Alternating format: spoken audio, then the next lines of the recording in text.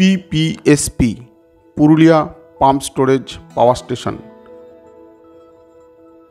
এটি আমাদের কাছে পুরুলিয়ার আপার ড্যাম নামে পরিচিত। এই প্রকল্পটি অযোধ্যা পাহাড়ের শোভানলের উপনদী কিস্তাবাজার নালায় নির্মিত।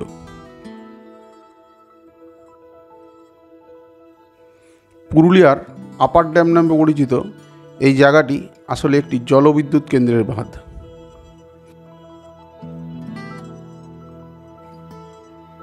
ডান দিকের এই জলাধারেই টারবাইনের সাহায্যে জলবিদ্যুৎ উৎপাদন করা হয়। এই প্রকল্পের মূল উদ্দেশ্য ছিল অতিরিক্ত বিদ্যুতের প্রয়োজনের সময় টারবাইনের মাধ্যমে বিদ্যুৎ উৎপাদন করে বিদ্যুতের চাহিদা মেটানো।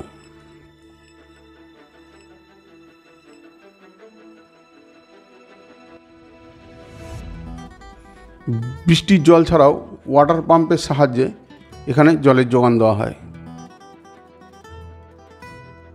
এই প্রকল্পটি দুর্গাপুরের বিদ্যুৎ সাবস্টেশন এবং আরামবাগ বিদ্যুৎ সাবস্টেশনের সংযোগকারী।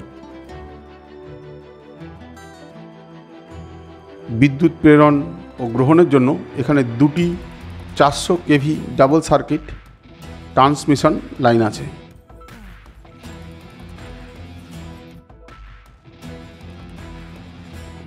প্রকল্পটি 2002 ও 2003 সালে চালু করার পরিকল্পনা হয়েছিল, কিন্তু প্রথম অবস্থায় আইনি ছাড়পত্র পেতে অসুবিধার হওয়ার কারণে পরিকল্পনা বিলম্বিত হয়েছিল এবং পরবর্তীতে প্রকল্পটি শুরু হওয়ার পরে 17/12/2007 তারিখের নির্ধারিত সময়ের আগেই সম্পন্ন করা সম্ভব হয়েছিল।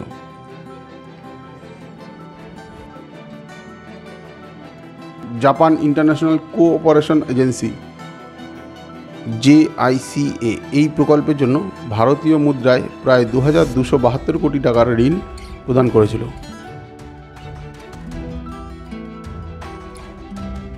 বর্তমানে পশ্চিমবঙ্গের Purulia pump storage project PPSP ভারতের 6টি চালু পাম্প হাইড্রো প্রকল্পের মধ্যে অন্যতম।